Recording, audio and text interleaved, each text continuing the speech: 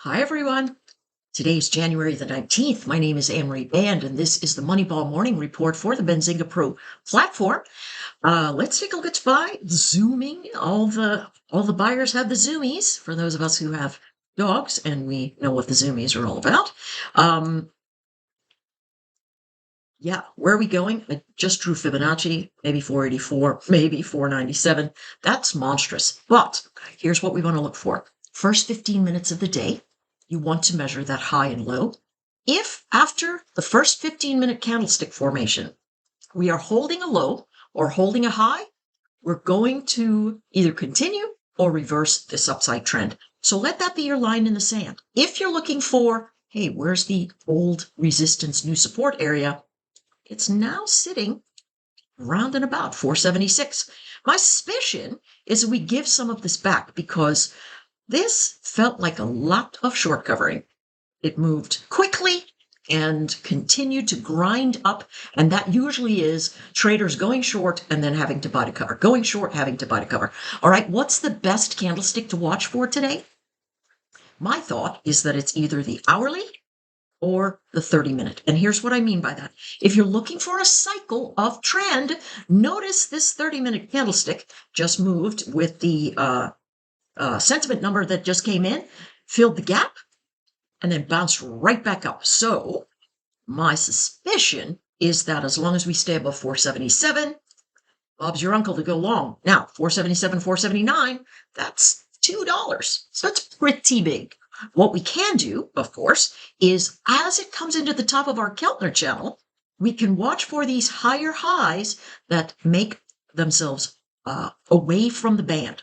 And if you have higher highs away from the band, it tells you that there's some kind of slowing down, and so there'll be a topping formation. If, for happenstance, you're living on the edge and decide you want to short the highs, if it gets above 479.50, this overnight high, you're probably sitting on the wrong side of the trade. All right, levels to watch. Nice round number of 480. Yeah, that's it. 4,800 is what the SPX is after. And so that's going to mirror the SPY quite a bit. And so that's going to be that top edge. It's where a ton of call action is sitting, and actually all the way up to 48.15 on the SPX. And so that is somewhere around 480 and maybe 20 cents, something like that, just an approximation. All right, that's what we're looking for. Me, I'm a contrarian, and I suspect that we're going to have a blow off top and then a reversion to this part of the band. All right, you have the levels, put them up, you know them, shared them. We're going to watch them. The buyers are still coming in at support. Let's take a look at the cues. Same sort of thing. Look at this. I didn't even change this number. 413, big line in the sand up here. Highs from last year, 413.10, came right in and boom, all the way up to the top. That's huge. However, the highs have stopped being made. So now, if you're saying to yourself, I think I want to short, if it gets above 416.70, you're sitting in the wrong direction. And pullbacks are still buy zones. Notice how deep this pullback was. Savage. Savage. So here's the thing.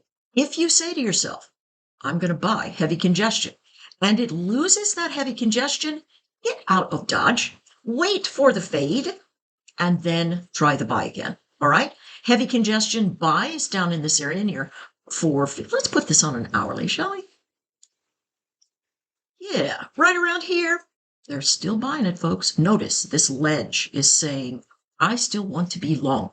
The moment it starts slipping, you can either reverse the trade and be quick or be dead, or you pull out of the long and you go, all right, I'm going down to the small time frames. I'm going to see if I lose 416. I'm going to watch for the bounce there. If I make a lower high, I'm going short.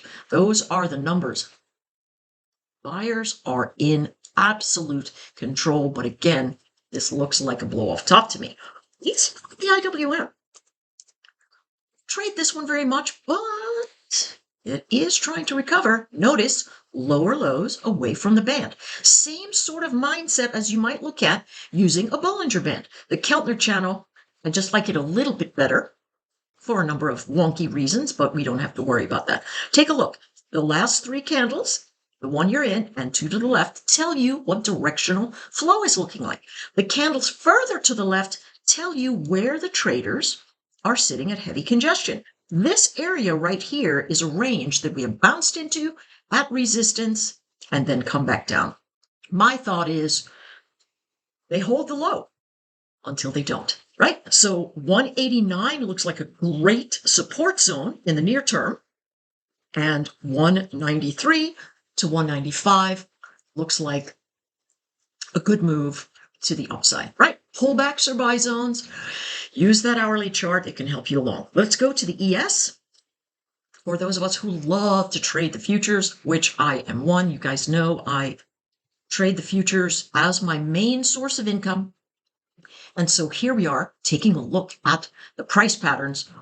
Have we broken that 48.41.50? No, we came in and tested it. Why is that 48.41 so important?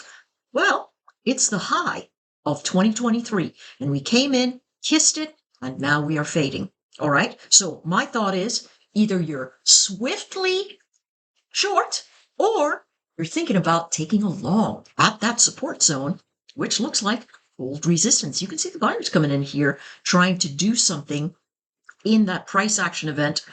Volume is low, so you better watch out. Take a look at the levels below. What's a clean break to the north? 48.11 to 48.13. I expect a lot of buyers there. If we cannot hold this 48.13, we're going to slip down and test 4800 and then 47.90. That's my thought. Do we have the potential to break all the way down? Absolutely. Are we going to? I have no idea. Here's what I know. This candlestick, third candlestick away, had a high and a low, and then a higher high and a higher low, and coming into the morning, higher high and higher low. But what's happened every single time we've gotten here since late December? Well, we've sold off. And so if this pattern changes, we are off to the races to the north. If it does not change, we're back down here into support. Watch the first 15 minutes of the day. It's going to tell you directional flow in my mind. Okay, here we are in the Qs, same sort of thing, backing off all-time highs, folks, all-time highs. What happened here? The chips exploded yesterday. I mean, how? And so we are still looking at these bullish formations. Absolutely. Pullbacks are buy zones. Where is the line of old resistance meets new support? That's going to be 2023's high. And that's going to be 17,165. Where is congestion flow? I still think it's down here at 17,090. That's heavy congestion, heavy relatively, right? And then the heaviest congestion here tells the tail. Notice I said yesterday, above 17,027, we are off to the races, and holy smokes, were we ever. I mean, that punch up was very surprising to me, but you know, the market surprises me every day. Watch the lines, pullbacks or buy zones. Notice the ribbon. This is the 620 ribbon in the, wow, my brain, trend spider. And I like that as a natural pullback. You don't got to run for the fences. Hey, listen, Fridays have been super bullish, but it's also capital preservation. Next thing, we've got oil on the move. Breaking out over this edge. Notice, we have not had daily candlestick open above this line since, wow, not here. Let's go back.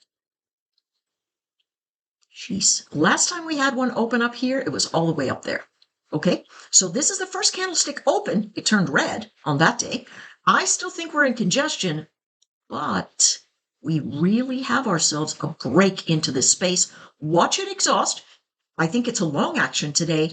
If it gets into 75.40, you want to take some profit because we have not been able to breach that line since December the 1st. All right, everybody. I know this one was a little long. Lot to cover. Take care, and I'll see you on the platforms.